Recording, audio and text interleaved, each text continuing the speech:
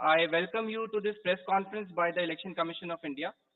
We have with us Chief Election Commissioner Shri Rajiv Kumar ji, Election Commissioners Dr. Sukhbir Singh Sandhu ji, Election Commissioner Gyanesh Kumar ji. On the dais, we also have with us senior officials from the Commission, Senior Deputy Election Commissioner Mr. Nitesh Vyas ji, Deputy Election Commissioners Mr. Hridesh Kumar, Mr. Manoj Kumar Sahu, and Mr. Sanjay Kumar. I am Anuj Chandak, Joint Director Media for the Commission. The format of the PC will be as follows. There will be opening remarks by Chief Election Commissioner Rajiv Kumar ji, along with a presentation. The copy of the presentation will be shared with you after this press conference. Following this, there will be a question and answer session. Please confine your questions to the review of poll preparedness. When you want to ask a question, raise your hand. Wait for your chance to be called to put out your question. When it's your turn, introduce yourself and your organization and then ask your question. I would request you to please keep your mobile phones on silent mode. Now I request Honorable CEC to kindly deliver the opening remarks.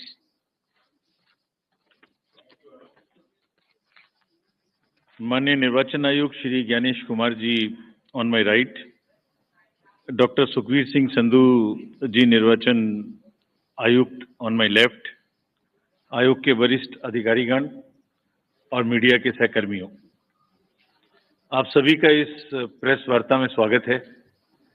2024 के लोकसभा चुनाव के बाद वो जो पड़ाव निकला, अब दूसरे पड़ाव पर आपसे आज मुलाकात हो रही है। और जैसे मैंने पहले कहा था कि 3 gentleman are yet back again. Lok Sabha चुनाव 2024 जैसे आपको विदित है, विश्व स्तर की सबसे बड़ी चुनावी प्रक्रिया थी। सफलतापूर्वक और शांतिपूर्ण तरीके से संपन्न हुई। उसने पूरे डेमोक्रेटिक वर्ल्ड के लिए बहुत स्ट्रांगली डेमोक्रेटिक सरप्लसेस क्रिएट किए, बिना किसी वायलेंस के पीसफुल हुई और देश भर ने चुनाव का पर्व मनाया। हमने बहुत सारे रिकॉर्ड्स भी बनाए। पहली बार मैक्सिमम वर्ल्ड में पोलिंग हुई, मेल फीमेल टोटल। मतदाताओं की लंबी लंबी कतारें, बुजुर्गों की भागीदारी, youth, zero polls, massive seizures और फेस्टिव माहौल हमने देखा। बहुत सारे युवा साथियों ने हमारे साथ मिलके हमारे इलेक्शन एम्बेसडर्स के रूप में काम किया और लोकतंत्र का एक बिल्कुल जीवित उदाहरण देश ने देखा। गांव में, देहात में, east west, north south, central, LWE areas, J&K, deserts, everywhere जो तस्वीरें दुनिया को भारत ने दिखाई, वो सभी को चकित करने वाली थी। इससे देश में नहीं बल्कि पूरी दुनिया में एक स्ट्रांग मैसेज गया और जो चमक हमने देखी उस समय, वो चमक बहुत दिन तक दिखाई देती रहेगी। जब जब विश्व में चुनाव होंगे, कहीं भी किसी भी देश में हो, आपको निश्चित रूप से अपने चुनावों की तुलनात्मक याद आती रहेगी। ऐसा हमारा विश्वास है और वो हमें अपनी ताकत का एहसास दिलाता रहेगा। हाल ही में जम्मू कश्मीर और उसके बाद हरियाणा की चुनावी तैयारियों का जायजा लेने आयोग, हमारे सारे सहकर्मी वहां गए थे और एक बहुत ही नायाब किस्म का एंथुजियाज्म और डेमोक्रेसी के प्रति एक ललक और पार्टिसिपेट करने की इच्छा सबके अंदर दिखाई दी। जितने लोगों से हमने बात की, सभी पॉलिटिकल पार्टीज से, बहुत सारे लोगों से भी, सबकी एक मतलब एक ललायक एक इच्छा थी कि जल्दी से जल्दी चुनाव हो। तो हम आपको जो उम्मीद और जो यकीन पैदा हुआ था 2024 का, उसको आगे बढ़ाने के लिए आज आपके सामने है।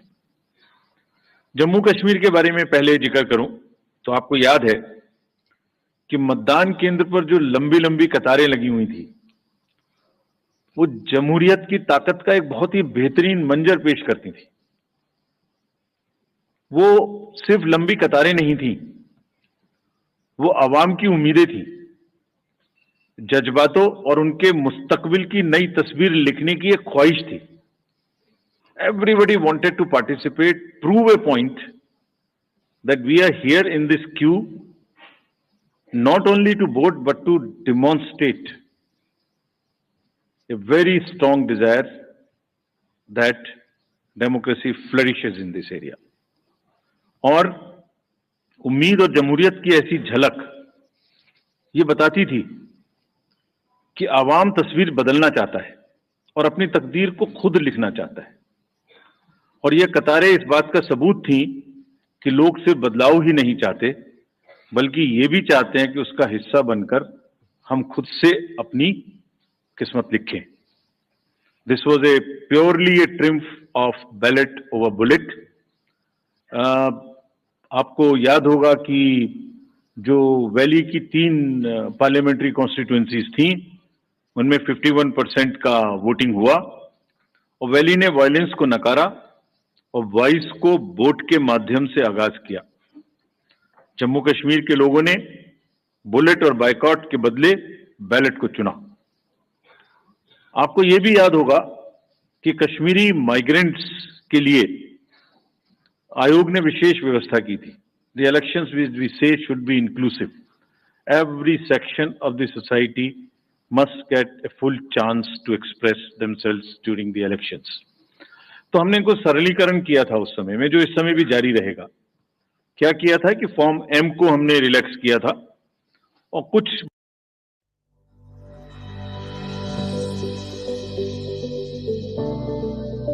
की आवश्यकता जिसमें ऑथराइजेशन कराने की आवश्यकता होती थी उसको सेल्फ अटेस्टेशन पर लेके आए थे. उसके बड़े पॉजिटिव रिजल्ट्स भी हमें मिले और लोगों ने बढ़ चढ़ के, माइग्रेंट्स ने भी हिस्सा लिया.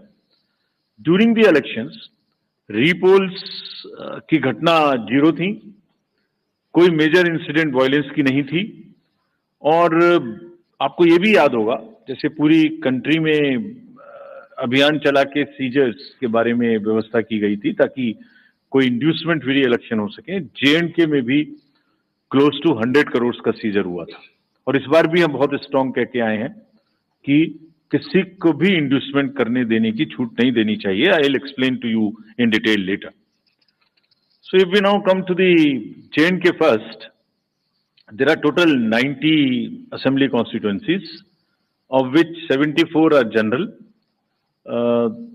SC are 7 and SC are 6, ST are 9 and SC constituencies are 7. ये डिलिमिटेशन के बाद रिजर्वेशंस जो प्रोवाइड किए गए उनकी कहानी है.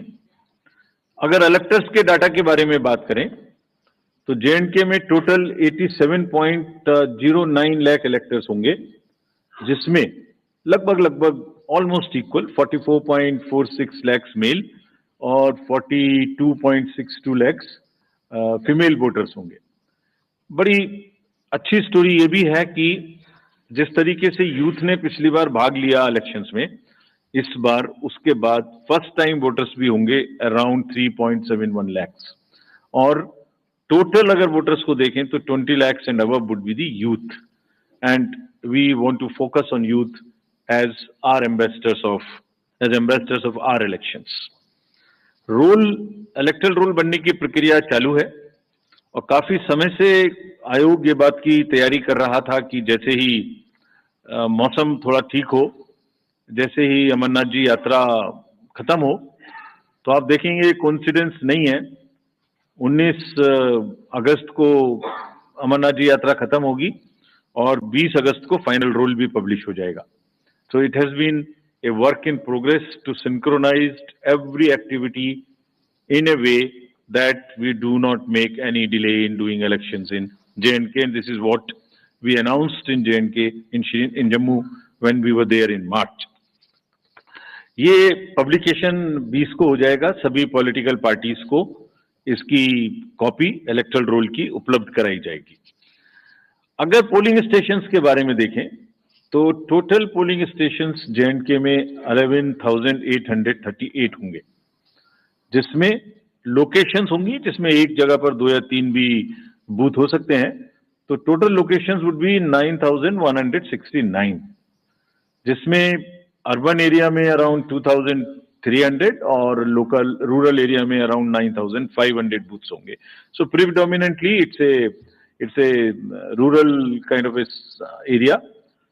Average voters per PS would be around 735, और हम जैसे हर बार करते हैं यहाँ भी विमेन मैनेज्ड, पीडब्ल्यूडी मैनेज्ड और मॉडल पीएस बनाएंगे।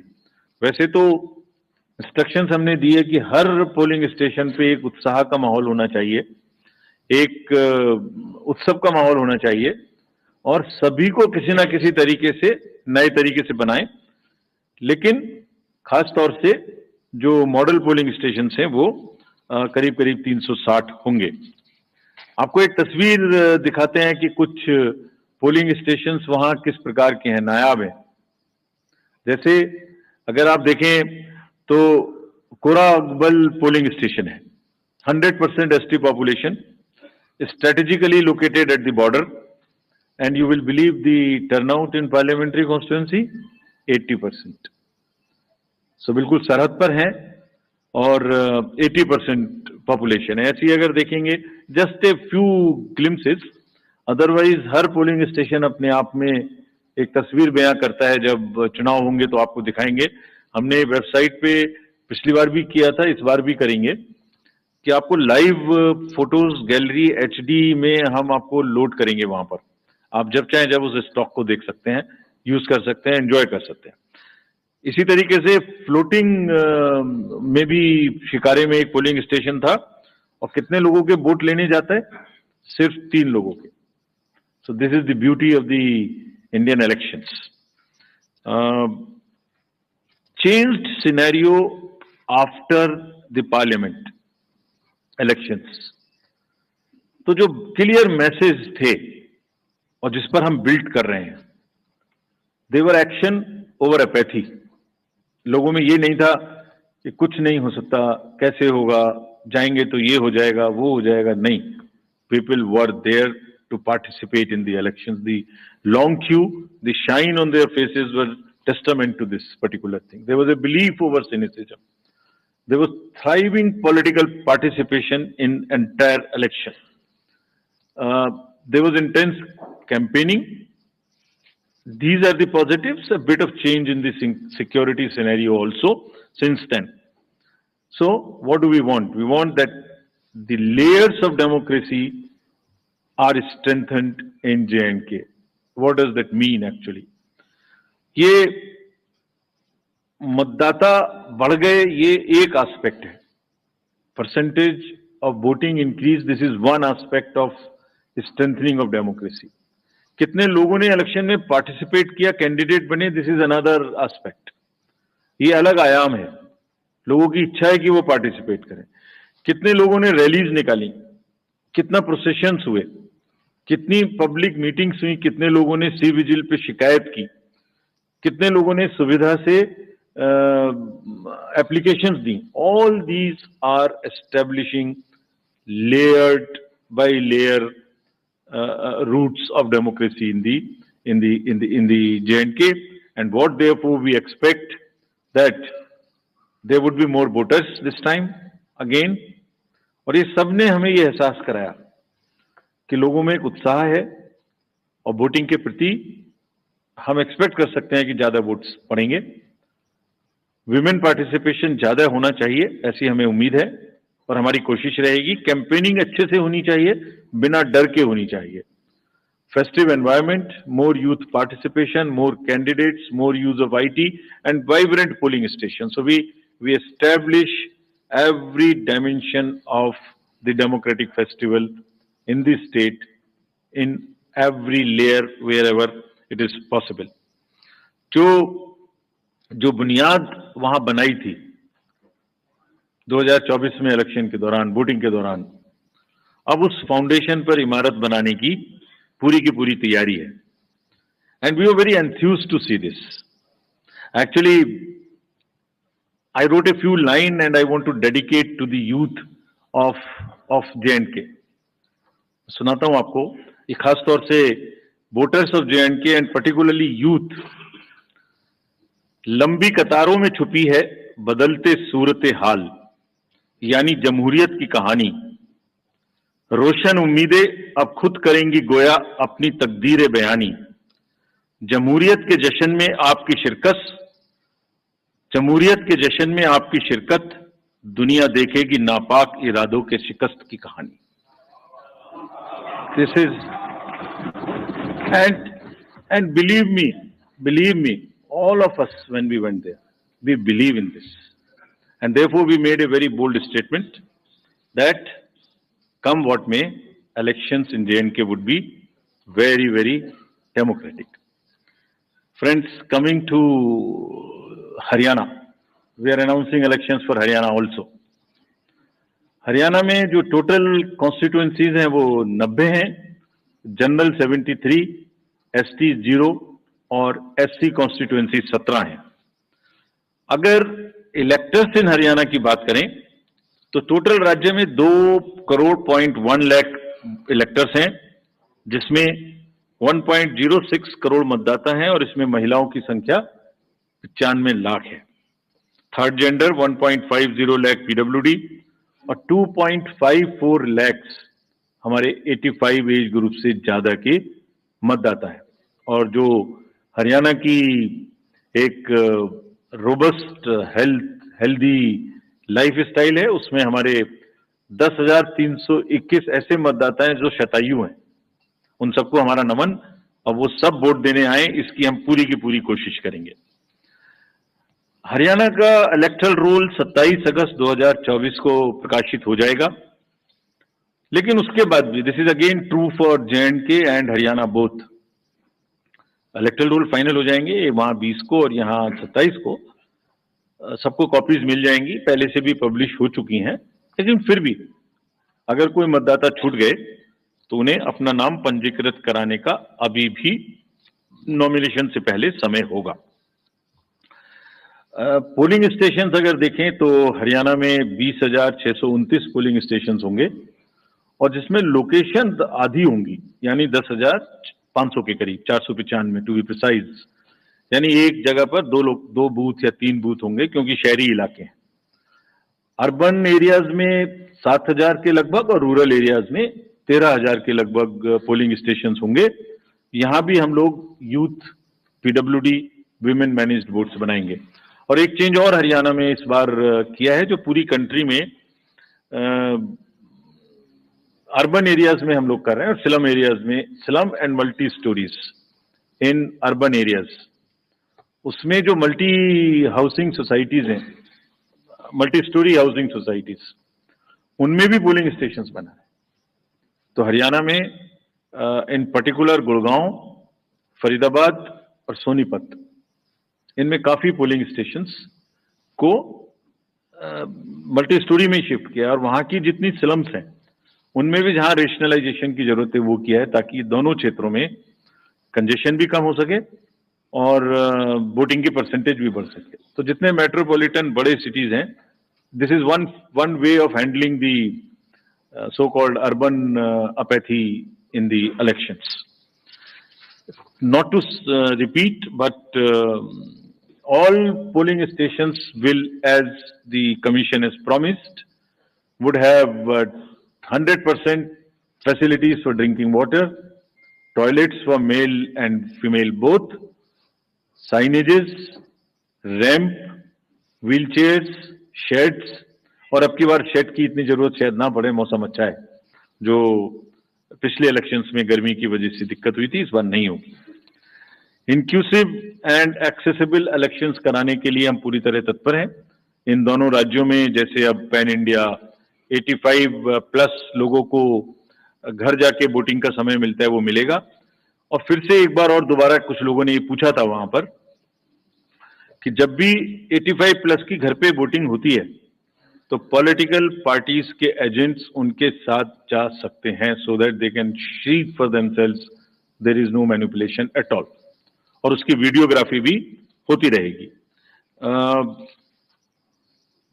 तजुर्बा यही है कि बुजुर्ग लोग अभी भी ज्यादा से ज्यादा बूथ पे आना चाहते हैं, तो that is a very welcome step, and the officials have been directed to provide all facilitations to them at that place. So is true for our voters having persons with disabilities. Technology, as you all know, is very deep rooted in the Indian elections. We will continue to use voter helpline, C-Vigil, KYC, Suvidha, all of this you are familiar with. Candidates की अगर कोई criminal background है तो वो लगातार website पे KYC know your candidate app पर उपलब्ध रहेगा. कोई भी देख सकते हैं कि उनकी कोई गतिविधि पास्ट में क्रिमिनल बैकग्राउंड की तो नहीं रही है. सभी enforcement agencies, central and states, again as you know that during parliamentary elections we had a seizure of close to 10,000 crores and especially more so of drugs, liquor. That same rigor, rather with renewed emphasis, will continue. And जिस दिन हम J&K गए थे उस दिन सबसे बात की, सबको थोड़ा ताकीद किया और उसी दिन एक बड़ा सीजर भी हुआ हमारे सामने ही. So that process will continue. The menace of drugs in either of these two states, J&K and Haryana, would be severely dealt with, and similarly the liquor. सभी पोलिंग स्टेशंस पे इस बार हमने 100% CCTV की व्यवस्था की है और दोनों जगह में डिस्ट्रिक्ट मजिस्ट्रेट्स और फील्ड फंक्शनरीज को दोनों जगह में again very strict instructions have been given that उनको खाली निष्पक्ष रहना है, लेवल प्लेइंग फील्ड इंश्योर करनी है. किसी के भी क्षेत्र से अगर इस प्रकार की शिकायत आती है कि वो कोई पक्षपातपूर्ण रवैया कर रहे हैं तो commission will be extremely strict with absolutely no nonsense approach in these cases. Observers also, again, we will be emphasizing कि वो अपनी रहने की जगह, अपना फोन नंबर न्यूज़पेपर्स में पब्लिसाइज करें और कम से कम 1-2 घंटा एक दिन जरूर एक निर्धारित जगह पे बैठें ताकि कोई भी आके उनसे कुछ कह सके. Fake media, fake news and social media, you are all aware, we are also aware. Now we are far more equipped to handle. सबको ताकीद दी गई है कि वो खास तौर से करें. J&K में सभी पार्टीज ने एक और स्पेशल रिक्वेस्ट की थी कि उनके जो कैंडिडेट्स हैं और जो पार्टी के ऑफिस बेरर्स हैं उनकी सिक्योरिटी सबको बराबर बराबर से मैच करके मिले. ऐसा नहीं कि किसी को ज्यादा किसी को कम मिले. तो ये भी स्पष्ट इंस्ट्रक्शन वहां दी गई हैं. And we will ensure that all candidates get due security. What is intended is that the participation should increase in terms of the contesting candidates, in terms of the campaigning, in terms of participation, in terms of sweep activities, more of shikaras, more of cycles, more of rallies, and we will provide sufficient security to the candidates. To sum up, we are on a very happy note and a very what should I say, after long gap the elections are due and going to be held in J&K and in time in Haryana. और एक अच्छी चीज है इस समय में, अगर जम्मू कश्मीर में देखें तो फेस्टिवल का भी सीजन है, एप्पल का भी सीजन है, जस्मीन का भी सीजन है, सेफ्रॉन का भी सीजन है, शिकारा भी है, ट्यूलिप भी है और गुरेज फेस्टिवल भी इसी समय में है. तो सभी चीजें एक साथ कायनात ने इकट्ठी की हैं. उसमें जमहूरियत की उत्सव भी एक ही साथ है. और Haryana, as you all know, is a land of athletes. All the athletes and sports persons have done proud to the nation in Olympics. और almost it's a national pride, it's a symbol of national pride.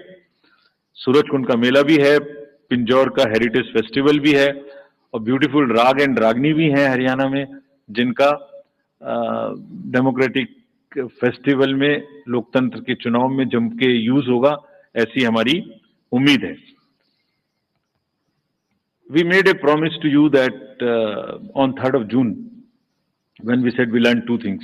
So we made a promise that we will keep we will keep the election period short. So, in true spirit of keeping that promise, now we present the shorter electioneering period and in the best possible and conducive environment. Elections in J&K will be held in 3 phases. So this is a shorter period.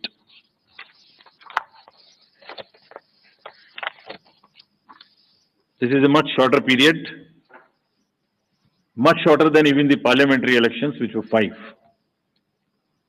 20th of August, just the next day of the Amarnath Yatra being complete, the 19th, would be the date of notification for the first phase.